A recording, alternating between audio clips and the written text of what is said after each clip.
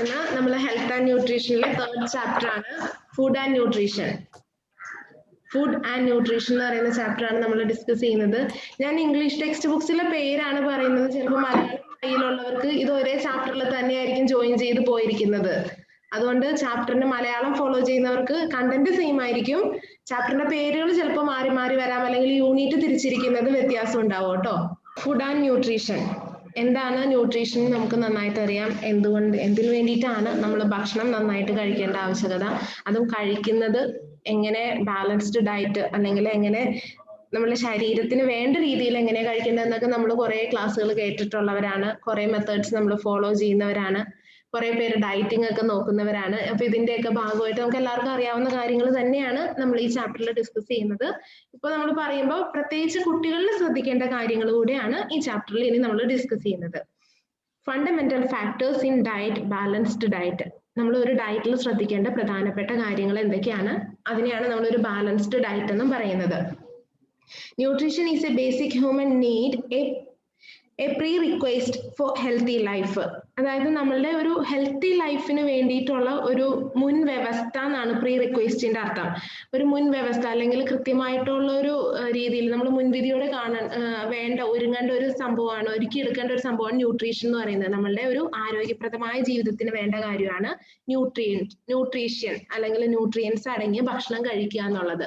A proper diet is essential from the very early stages of life for growth, development and life activities. നമുക്കറിയാം proper diet എന്ന് പറയുന്നത് നമ്മളുടെ വളർച്ചയ്ക്കും ശരീരത്തിന്റെ വളർച്ചയ്ക്കും അല്ലെങ്കിൽ ഡേ ടു ഡേ നമ്മളുടെ ജീവിതം മുമ്പോട്ട് കൊണ്ടുപോകുമ്പോൾ, അപ്പോൾ നമ്മളുടെ ഡെയിലി ലൈഫിന് ഓരോ ദിവസം വളർച്ചയ്ക്ക് പിന്നെ ഡെവലപ്മെന്റ്, നമ്മൾ ഒരിക്കലും ജനിച്ച അവസ്ഥയിൽ തന്നെ അല്ല, വലുതായി വരുന്നതോറും ഇരിക്കുന്ന നമ്മളുടെ ശരീരഭാഗങ്ങൾ, ബോൺസ്, മസിൽസ് ഇതെല്ലാം വളർന്നുകൊണ്ടേയിരിക്കും. അപ്പൊ അതിന്റെയൊക്കെ വളർച്ചയ്ക്ക്, ഡെവലപ്മെന്റിന്, അതേപോലെ നമുക്ക് ഡെയിലി ആക്ടിവിറ്റീസ് ജീവിതത്തിൽ അല്ലെങ്കിൽ ഒരു ദിവസം രാവിലെ എണീറ്റാൽ അന്ന് രാത്രി വരെയുള്ള എല്ലാ ദിവസത്തെ ആക്ടിവിറ്റീസ് ചെയ്യുന്നതിനൊക്കെ നമുക്ക് നല്ല എനർജി വേണം. അതൊക്കെ നമുക്ക് പ്രധാനമായിട്ടും ലഭിക്കുന്നത് പ്രോപ്പർ ഫുഡിൽ നിന്നാണ്. പക്ഷെ കണ്ടതെല്ലാം വാരി വലിച്ച് കഴിക്കാതെ നല്ലൊരു പ്രോപ്പർ ഡയറ്റിൽ മുമ്പോട്ട് പോകണം എന്നുള്ളത് കൊണ്ടാണ് നമ്മൾ ഒരു ബാലൻസ്ഡ് ഡയറ്റ് എന്നൊക്കെ ഉദ്ദേശിക്കുന്നത്. അടുത്തത്, food can be defined as anything solid or liquid which when swallowed, digested and assimilated in the body keeps it well. അതായത് ഫുഡ് നമുക്കറിയാം, സോളിഡ് ടൈപ്പ് ഉണ്ട്, ലിക്വിഡ് ടൈപ്പ് ഉണ്ട്. അത് ഏത് രീതിയിൽ വേണമെങ്കിലും നമുക്ക് അകത്തേക്ക് swallowed, നമുക്ക് വിഴുങ്ങാൻ പറ്റുന്നതെന്നാണ് swallow എന്നുള്ള കറക്റ്റ് വാക്കിന്റെ അർത്ഥം. പക്ഷെ അങ്ങനെയല്ല, നമുക്ക് ഇൻടേക്ക് ചെയ്യാൻ പറ്റുന്ന പല രീതിയിൽ. ജ്യൂസ് ആയിട്ട് കഴിക്കുന്നവരുണ്ട്, എന്നാൽ ഹാർഡായിട്ട് ബിരിയാണി, ചോറ് നമ്മൾ അങ്ങനെ കഴിക്കുന്ന സാധനങ്ങളുണ്ട്. ജ്യൂസ് ഐറ്റംസ് പോലെ പാല്, ചായ അങ്ങനെ കഴിക്കുന്ന സാധനങ്ങളുണ്ട്. അതെല്ലാം digested and assimilated in the body keeps it well. നമ്മുടെ ശരീരത്തിലേക്ക് ഡൈജസ്റ്റ് ചെയ്തിട്ട്, അസിമിലേറ്റഡ് എന്ന് വെച്ചാൽ സ്വാംശീകരിക്കുക, നമ്മുടെ ശരീരത്തിന് ആവശ്യമുള്ളതിനെ അതിൽ നിന്ന് സ്വീകരിക്കുക. നമുക്കറിയാം നമ്മൾ കഴിക്കുന്ന എല്ലാ ഭക്ഷണവും നമ്മുടെ ശരീരത്തിന് ആവശ്യമില്ല. അതിൽ നിന്ന് ശരീരത്തിന് വേണ്ട ഭാഗങ്ങൾ മാത്രം എന്ത് ചെയ്യും, ശരീരം അതിൽ നിന്ന് വലിച്ചെടുക്കും. അതിനാണ് നമുക്ക് ലാർജ് ഇൻറ്റസ്റ്റൈൻ, സ്മോൾ ഇൻറ്റസ്റ്റൈൻ എന്നൊക്കെ പറഞ്ഞിട്ടൊക്കെ നമ്മുടെ വയറിൽ അങ്ങനെയുള്ള കാര്യങ്ങളൊക്കെ ഉള്ളത്. അപ്പോൾ അതിന് വേണ്ട ഭാഗങ്ങൾ മാത്രം അത് ഫുഡിൽ നിന്ന് വലിച്ചെടുക്കും, അസിമിലേറ്റ്, സ്വാംശീകരിക്കും. എന്നിട്ട് നമ്മുടെ ശരീരത്തെ കീപ്സ് ഇറ്റ് വെൽ, നന്നായിട്ട് മെയിൻറ്റെയിൻ ചെയ്ത് കൊണ്ടുപോകാൻ നോക്കും. Food is A mixture of substance that can be safely ingested. Food എന്ന് പറഞ്ഞു കഴിഞ്ഞാൽ ഒരു മിക്സ്ചർ ഓഫ് ധാരാളം സബ്സ്റ്റൻസസിന്റെ ഒരു മിക്സ്ചർ ആണ്. നമുക്കറിയാം ഒരു കറി ഉണ്ടാക്കണമെങ്കിൽ മിനിമം നമ്മൾ ആ കറിക്ക് വേണ്ടിയിട്ട് നമ്മൾ ഉപയോഗിക്കുന്ന സാധനങ്ങളല്ലാതെ, ഇപ്പോ ഒരു തോരൻ കറി ആണെങ്കിൽ നമ്മൾ അതിന് വേണ്ടിയിട്ട് ഇടുന്ന ധാരാളം സാധനങ്ങളുണ്ട്. എണ്ണ, ഉപ്പ് മുതൽ ആ കറിയിൽ നമ്മൾ മിക്സ് ചെയ്യുന്ന എന്ത് തോരനാണോ നമ്മൾ വെക്കുന്നത് ആ ഒരു സാധനങ്ങൾ വരെ, അതായത് ഒരു കറിയിൽ ഒരൊറ്റ പേര് നമ്മൾ പറഞ്ഞാലും അത് ഒരു മിക്സ്ചർ ഓഫ് സബ്സ്റ്റൻസസ് ആണ്.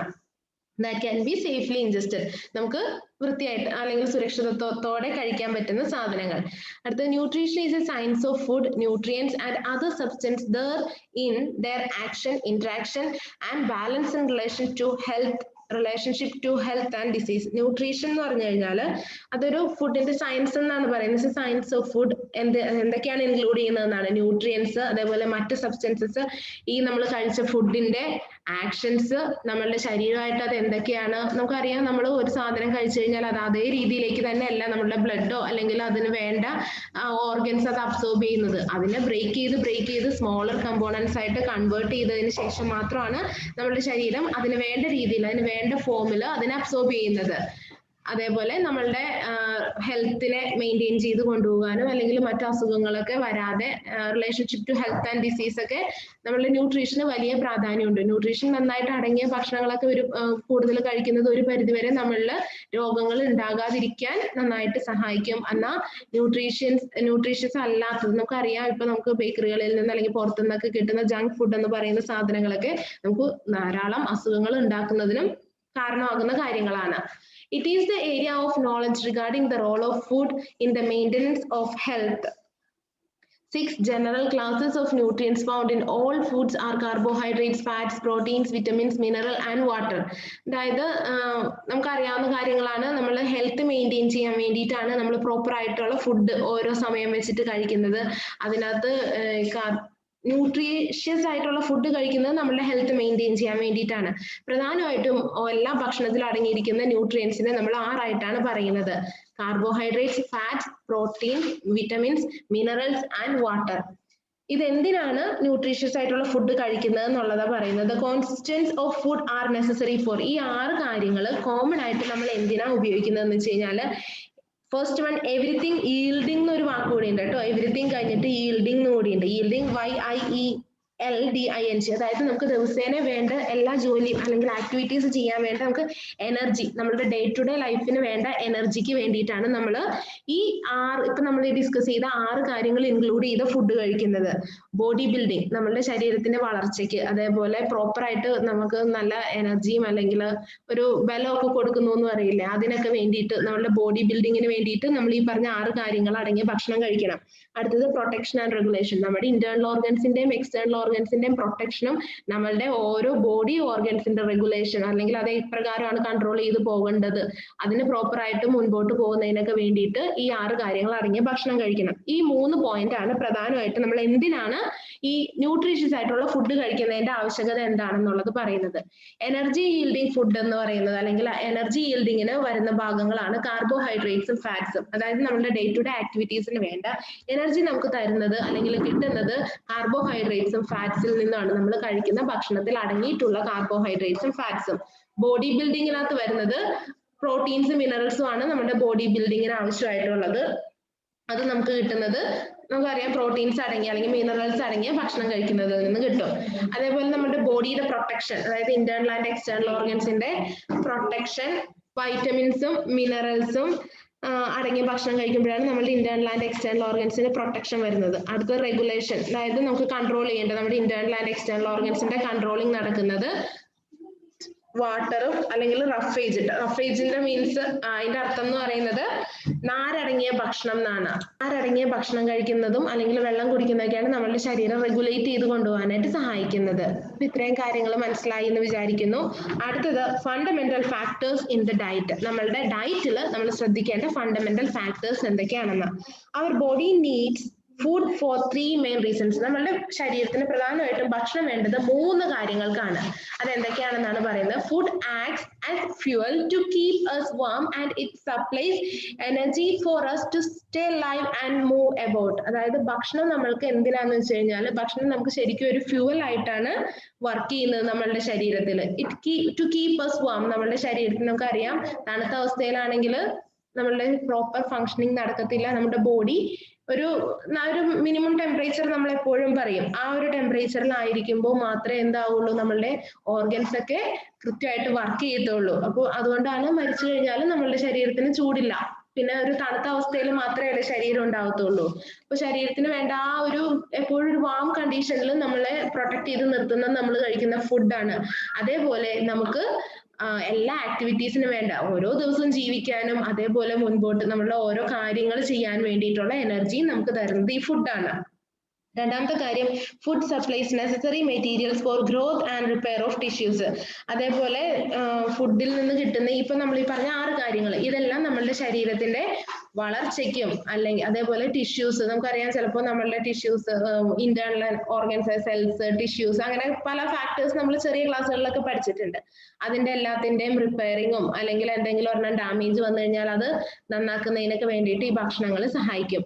അടുത്തത് we need vitamins minerals and other substances that are necessary for the chemical process that takes place inside our bodies. അതേപോലെ നമ്മളുടെ ശരീരത്തിൽ ധാരാളം കെമിക്കൽ പ്രോസസ്സ് നടക്കുന്നുണ്ട്.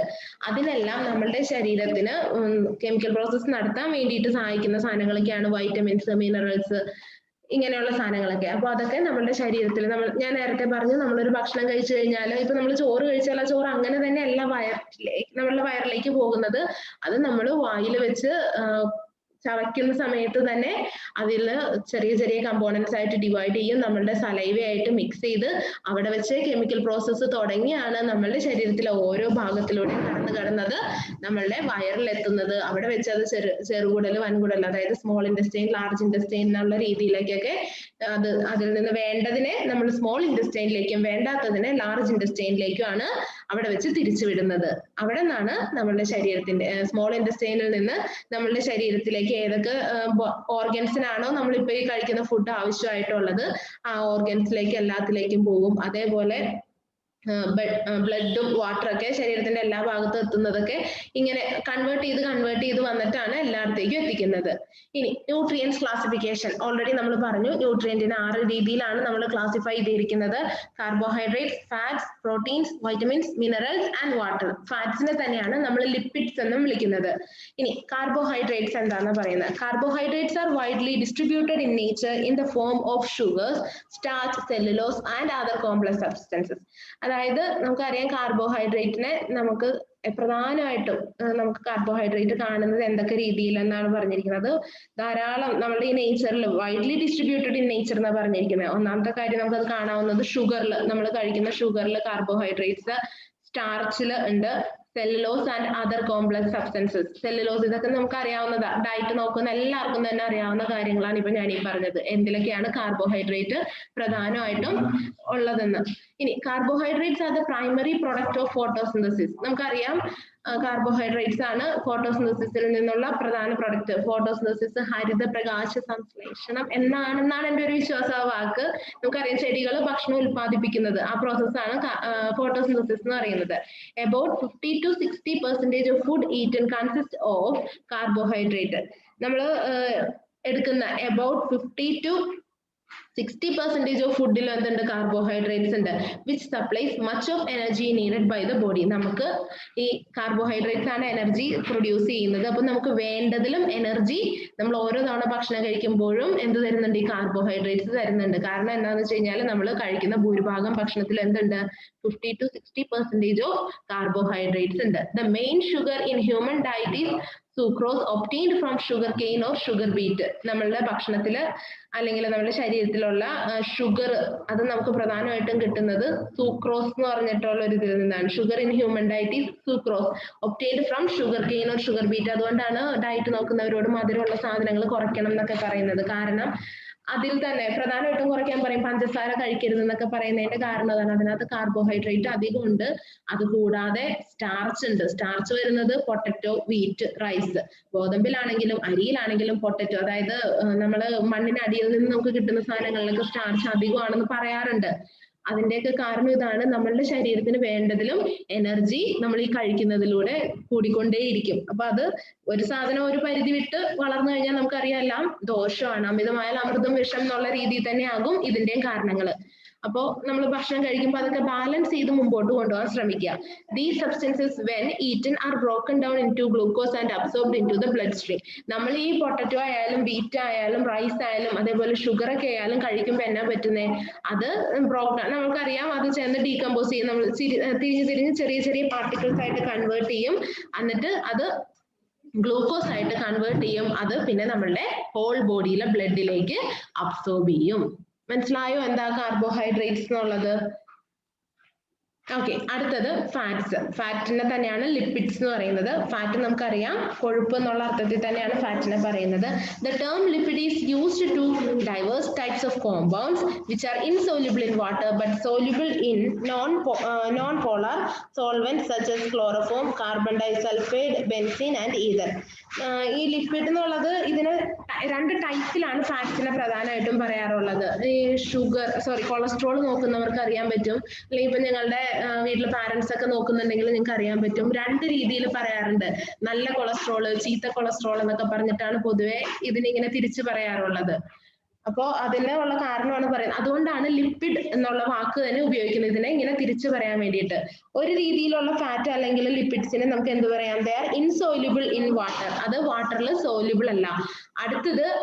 അടുത്ത ടൈപ്പ് ഫാറ്റ് അല്ലെങ്കിൽ അടുത്ത ടൈപ്പ് കൊഴുപ്പ് ലിപ്പിഡ്, അത് എന്താന്ന് വെച്ച് കഴിഞ്ഞാൽ they are soluble in non polar solvents such as chloroform, carbon disulphide, benzene and ether. അങ്ങനെയുള്ള സാധനങ്ങളിലൊക്കെ അത് അലിഞ്ഞു ചേരുന്ന ടൈപ്പാണ്. ദേ ആർ സോല്യൂബിൾ എന്നാണ് പറഞ്ഞിരിക്കുന്നത്. ദേ are more highly concentrated form of metabolic energy than carbohydrates and proteins.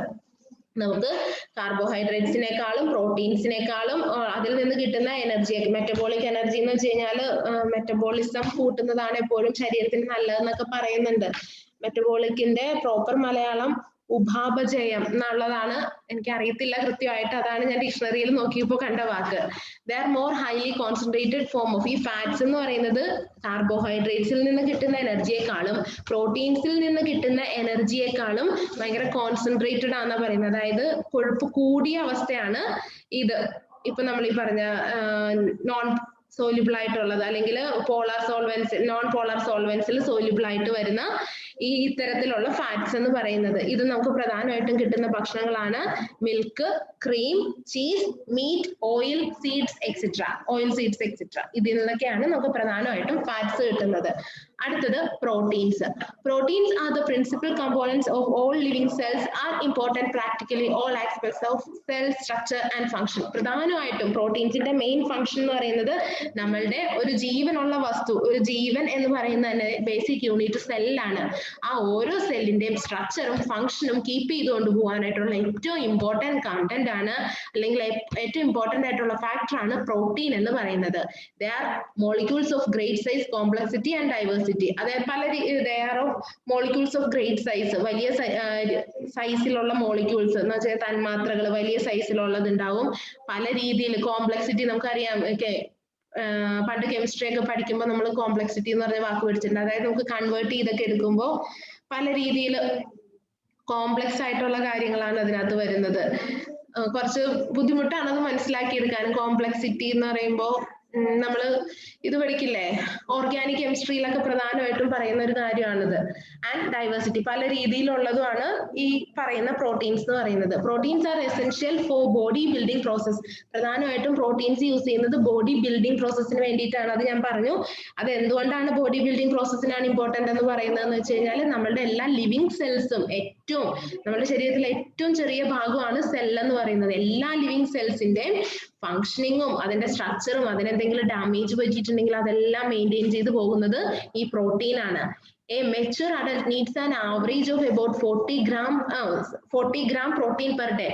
ഒരു അഡൽറ്റിന്, പ്രായപൂർത്തിയായ ഒരു അഡൽറ്റിന് ഒരു ദിവസം 40 ഗ്രാം പ്രോട്ടീൻ ആണ് ഭക്ഷണത്തിൽ അടങ്ങിയിരിക്കേണ്ടതെന്ന് പറയുന്നത്. The richest source of protein are egg, fish, meat, pulses and legumes.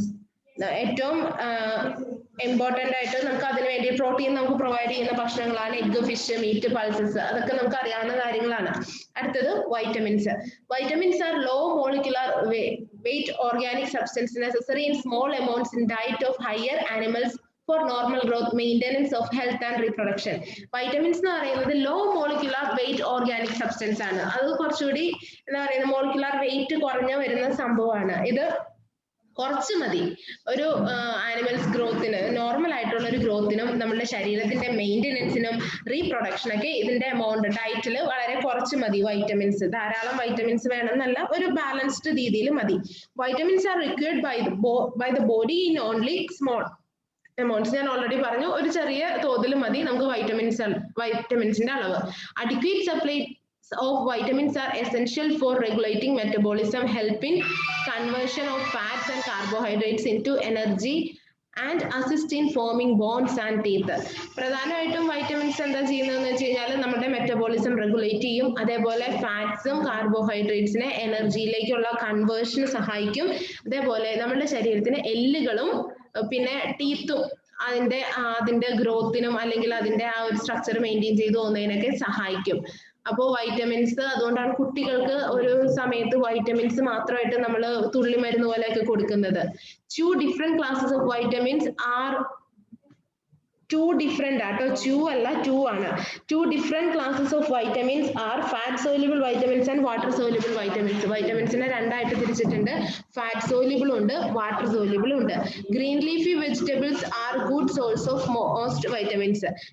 നമ്മൾ എല്ലാം ഇതും അറിയാവുന്നവരാണ്, പ്രത്യേകിച്ച് നമ്മൾ ഏതെങ്കിലും ഒരു ഡയറ്റ് പ്ലാൻ ചെയ്തിട്ടുണ്ട് എങ്കിൽ ഇത് നന്നായിട്ട് അറിയാവുന്ന ഒരു കാര്യമാണ്. ഗ്രീൻ ലീഫി വെജിറ്റബിൾസ് ആണ് വൈറ്റമിൻസിന് ഏറ്റവും ഇമ്പോർട്ടന്റ് ആയിട്ടുള്ള കാര്യം. Pulses, nuts, cereals, grains also have a good content of most vitamins. അതേപോലെ പൾസസിലും നട്ട്സിലും സെറിയൽസിലൊക്കെ എന്തുണ്ട്, നല്ല ഒരു വൈറ്റമിൻ കണ്ടന്റ് ഉണ്ട്. അതേപോലെ ഓരോ vitamin A B C D എന്നൊക്കെ പറഞ്ഞിട്ട് നിങ്ങൾ പ്രാക്ടിക്കൽ ചെയ്യുമ്പോൾ നിങ്ങൾക്ക് അറിയാം, സൈറ്റ് നോക്കിയാലോ അതേപോലെ നമുക്ക് സെർച്ച് ചെയ്താലൊക്കെ കിട്ടും. നമ്മൾ ഇനി വരുന്ന ക്ലാസ്സുകളിലൊക്കെ പഠിക്കുന്നുണ്ട് ഓരോ എയും ബിയും സി ഒക്കെ പറഞ്ഞിട്ട് ഓരോ വൈറ്റമിൻസിന്റെ പ്രത്യേകത എന്താണെന്നും അതിന്റെ അത് കഴിക്കേണ്ട ആവശ്യകത എന്താണെന്നൊക്കെ ഉള്ളത് നമ്മൾ പഠിക്കും. അടുത്തത് minerals. Minerals minerals are inorganic components of food. They occur in food and tissues as inorganic salt. Minerals പ്രധാനമായിട്ട് inorganic salt ആയിട്ടാണ് നമ്മുടെ ഭക്ഷണത്തിലൊക്കെ കാണപ്പെടുന്നത്. Minerals are of two types. അതും രണ്ട് ടൈപ്പ് ഉണ്ട്. മൈക്രോ ന്യൂട്രിയൻസ് ഉണ്ട്, മാക്രോ ന്യൂട്രിയൻസ് ഉണ്ട്. അത് ഒരു പ്രായപൂർത്തിയായ ഒരു അഡൽറ്റിന്റെ ബോഡിയിൽ അത് അബ്സോർബ് ചെയ്യുന്ന എമൗണ്ട് അനുസരിച്ചിരിക്കും നമ്മൾ മാക്രോ ന്യൂട്രിയന്റ് ആണോ മൈക്രോ ന്യൂട്രിയന്റ് ആണോ എന്ന് പറയുന്നത്. മൈക്രോ ന്യൂട്രിയന്റ് ആണെങ്കിൽ micronutrient is present in amounts greater than 0.005% of body weight. നമ്മുടെ ബോഡി വെയിറ്റിനേക്കാളും 0.005% ബോഡി വെയിറ്റിന്റെ അത്രയും പെർസെന്റേജിനേക്കാളും കൂടുതലായിരിക്കും എന്നാണ് പറഞ്ഞിരിക്കുന്നത് മൈക്രോ ന്യൂട്രിയന്റ് ആയിട്ടാണ് വരുന്നതെങ്കിൽ. മാക്രോ ന്യൂട്രിയന്റ് ആട്ടോ ഗ്രേറ്റർ. ആദ്യത്തെ വാക്ക് മാക്രോ ആണ്, മൈക്രോ എന്നല്ല കേട്ടോ, തെറ്റി പോയതാണ്. ഒരേ വാക്ക് തന്നെയാണ് വന്നത്. മൈക്രോ ന്യൂട്രിയന്റ് എന്നല്ല, ആദ്യത്തെ വാക്ക് മാക്രോ ന്യൂട്രിയന്റ് എന്നാണ്.